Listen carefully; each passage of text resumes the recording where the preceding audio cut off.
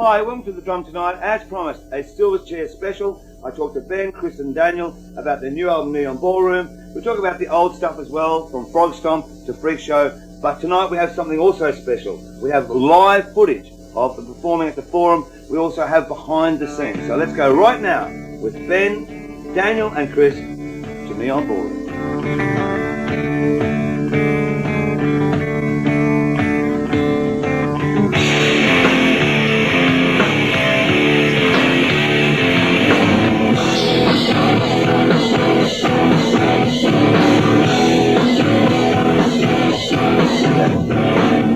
Okay, Chris, Daniel, Ben, welcome to the show again, welcome to the interview. Thanks for doing this. To say congratulations on the album is an understatement, to be quite honest. It's blown me out. It's a very, very impressive album. It really is. I mean, it's something that it's hard to imagine. I mean, I actually was very surprised, you know, with your progression in the second album. And it's hard to think that it's in '95 that your whole career started, but it's a good album. So let's start with, well, obviously the single itself. Let's talk about that, because I believe you only wrote this in, well, I heard you say 30 seconds, I can't say 30 seconds, 5 minutes or whatever, you know? Yeah, that was pretty short. I just had a dream, and the dream was we were playing in a stadium and the PA blew up and the crowd just started clapping their hands, and I woke up and I was inspired to write a kind of big anthemic stadium rock song. When we play Wembley and stuff like that? For when we headline Wembley Stadium. Right. And yeah, I wrote that song, and yeah, it didn't take very long, between 30 seconds and 5 minutes. Right. I mean, when you say like you write a song in 30 seconds or 5 minutes, within your structure of songwriting, I mean, do you get up and actually put pen to paper straight away when you come up with these ideas, or? Yeah, well, not usually, just with that particular song. With the majority of the album, it was a lot more stretched out, the writing process. Because this one you basically almost reversed your whole songwriting thing, right? You wrote like poems or whatever, and then put music to it, right? Yeah. Whereas the other way, it's been the other way around a lot of your songs, right? Yeah, for most of our songs it was always music first, but this time around it started as poetry, and the mood of the lyrics actually influenced the mood of the music.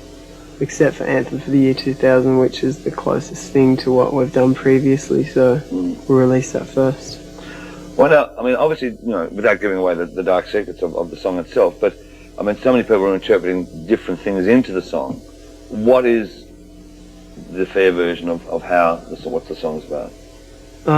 It's basically just about the youth being in control of their own minds, and young people not being controlled by political parties or being told to conform by school teachers or whatever. It's just about the kind of youth against establishment, traditional rock song.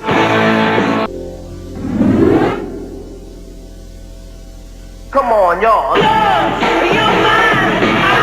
When you first sort of like, even before you did the first album, but then that momentum hit after the JJ thing, and then the album itself.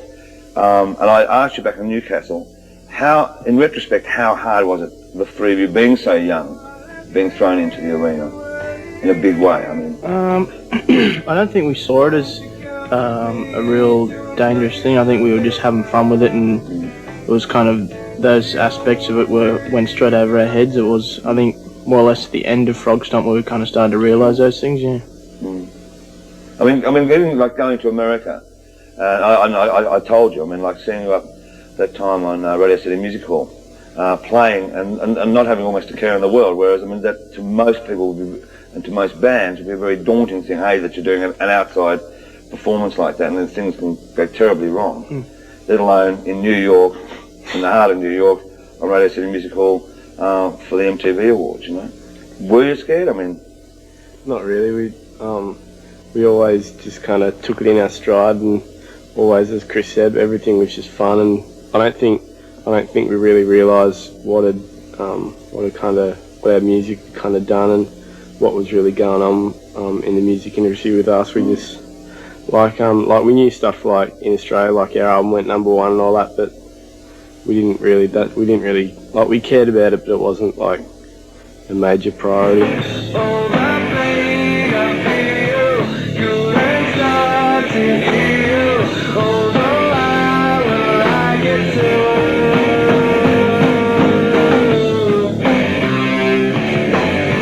okay, with Frog Stomp, I mean, the album comes out, and you know, you think, okay, here is a young band that have come up with some incredible songs, fantastic recording in their rawness. In the second album, we started seeing an involvement of maybe influences of your own musical tastes, maybe from your families, etc., etc. And even this album, I think there is some with the Neil Young influence, you know, of your dad and that. And it's love for orchestrations, you know. Yeah. Have you always had that? Yeah, we've always kind of, well, I don't know about the other two, but I've always had a passion for very kind of orchestrated songs.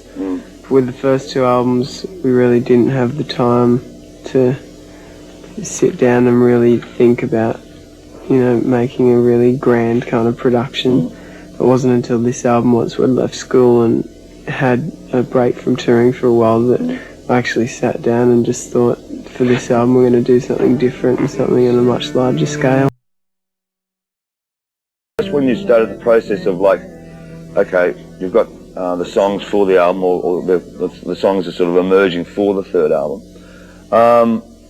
And then the decision, okay, how are we going to record this album, be it with Nick Launay and doing it in different studios and mixing it, you know, in America. Was that a daunting process for you guys? I think the whole process of using Nick again was a great idea. Yeah. And really knowing Nick well and all those kind of being on the same wavelength and stuff. And I mean, even going back to Festival, where we kind of, you know, already know that studio, and we've done quite a fair bit of stuff there before. So, I mean, the whole idea of also going overseas to mix, I mean, although you like to keep it all in your home turf and close to home, and I think it was just a matter of making it better, I think. There was Nick actually said to us that the only reason that he actually said that he wanted to mix it overseas, and we were kind of against it, and he said it was because they had some special like mixing desk over there that was better, that they didn't have in Australia, and it just made it sound that little bit better.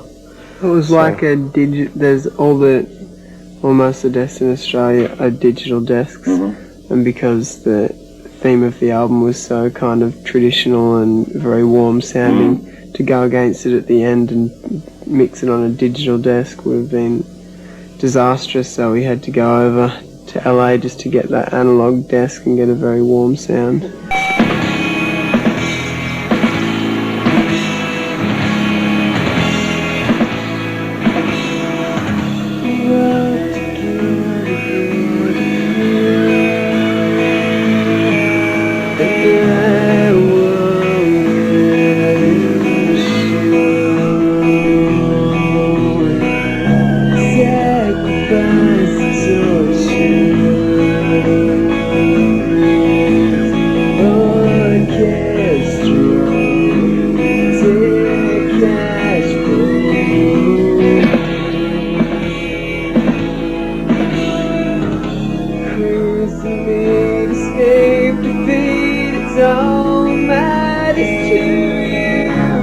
Cotton candy.